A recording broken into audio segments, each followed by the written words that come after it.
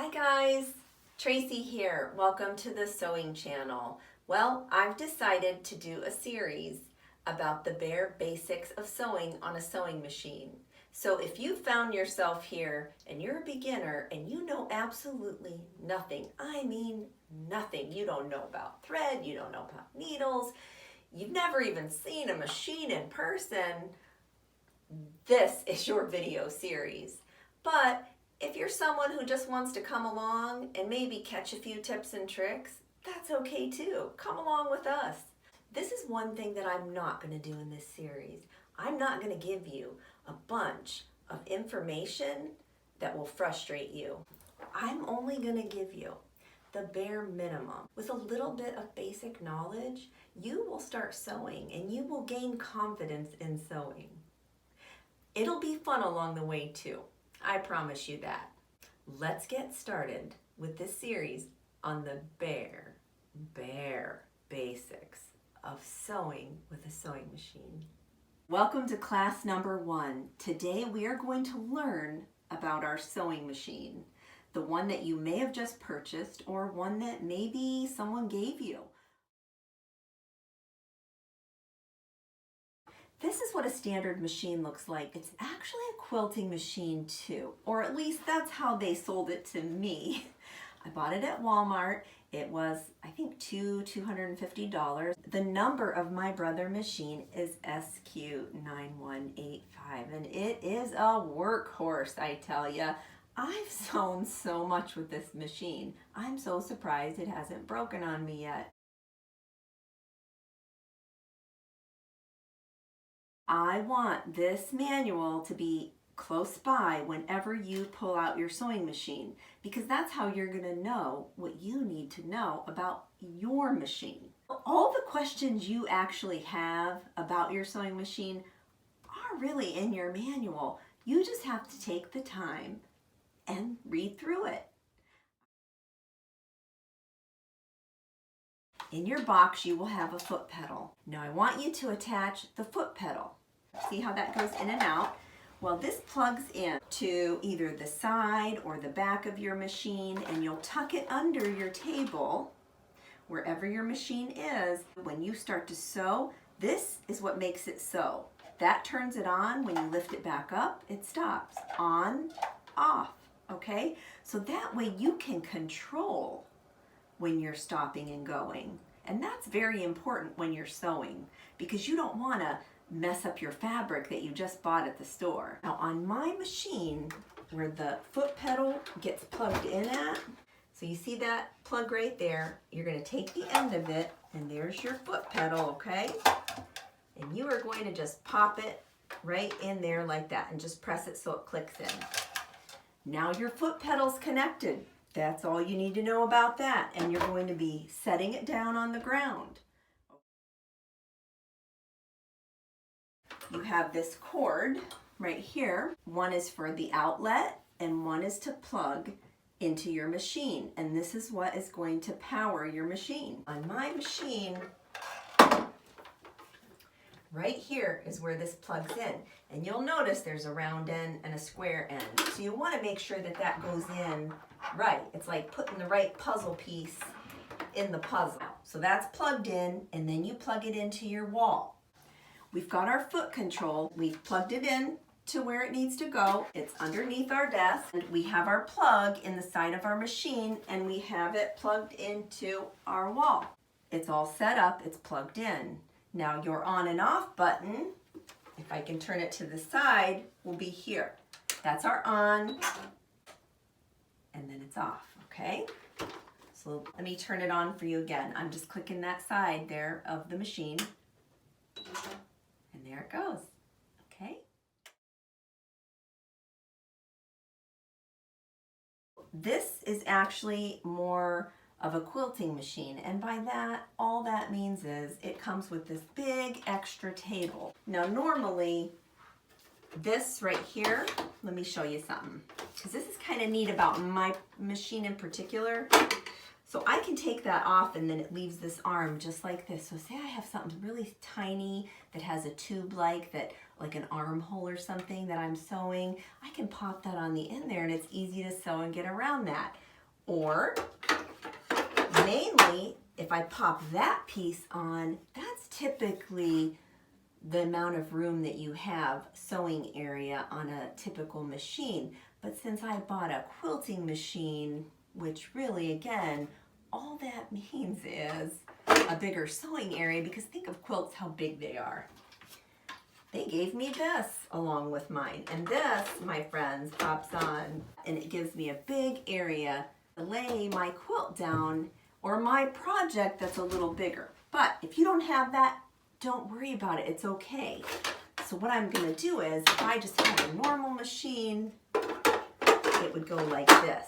Your machine might have a few cubby spots, a few little hiding spots in it. So you'll want to check your manual for that. If we open this right here, look at that.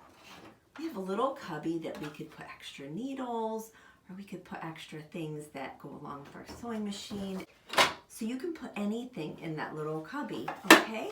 Any little supplies, little scissors that you might have. Sewing machines come with a lot of little add-ons and extras, and it could be a little overwhelming for someone just beginning. I know it was for me. I was looking at the things that came with my sewing machine thinking, am I ever going to use that? What does that do? But I want you to see something here. Look at all the little cubby spots, okay? All the little things that came with my machine.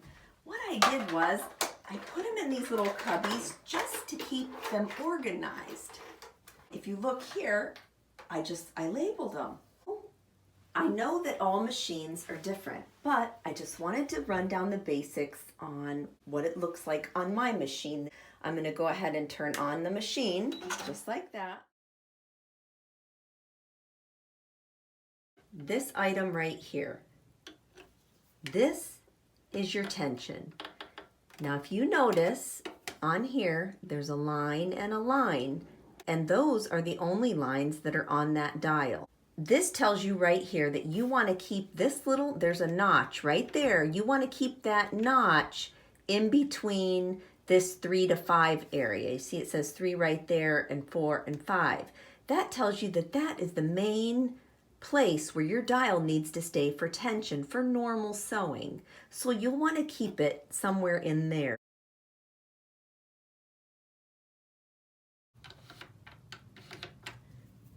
Now sometimes there may be a turtle there and a rabbit on this side, or on my machine there's just arrows. There's a single arrow, a double arrow, and a triple arrow.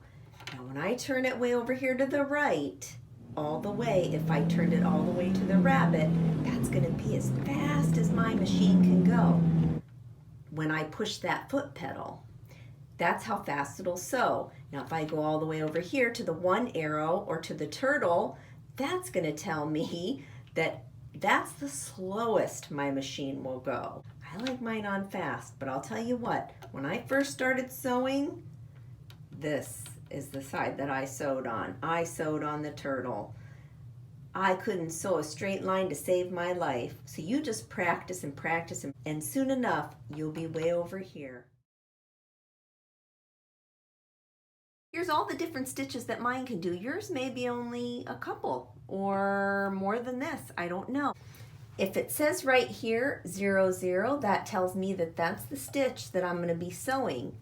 This right here is the length of the stitch and the width of the stitch. Now say I wanted to do, which you don't know about this yet, but I'll teach you by the end of my course.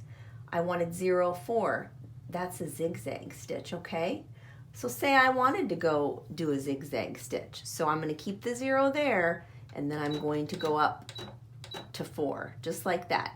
And that tells my machine it needs to sew a zigzag. You have a presser foot that goes up and down. Now over here, this is very important, the wheel, okay? Now with this wheel, on my machine, I believe on all machines, you only pull it towards you. You don't ever do it the opposite way. So you want to pull that towards you, okay? You're going to turn that towards you always. When I turn this wheel toward me, I want you to focus right here. I'm going to pop my presser foot out because I really want you to see that, okay? Now watch this. I'm going to turn that toward me, And look, my needle goes down and up. And it's going to go down and up again. Now that's if I'm manually going to do that. Now I also want you to notice, because this may be on yours, there is a groove right there. It's like a little notch that's sticking out.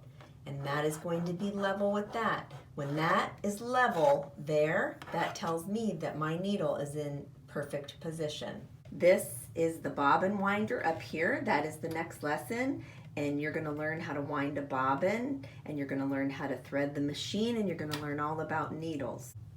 So this was your first class, getting to know your machine and your manual and all that. What's class without an assignment, right? This is what I want you guys to do for your assignment, and this will only help you, trust me. After you get your machine, if you purchase it or someone gives it to you, get little cubby containers to house all your little tiny trinkets that you get with your machine, okay? And I want you to get your manual, and I want you to look at each and every piece that comes with your machine, and I want you to label it somehow. If you don't have a label maker, go ahead and put a piece of masking tape with the name of what your book says that that piece is. And that's going to help you immensely. I hope you learned something new today. I hope you learned a little bit more about your machine. In the next lesson, you are going to learn how to actually thread your machine and how to insert your needle and how to put your bobbin thread in your bobbin area. It's well worth watching. So I will see you in class number 2.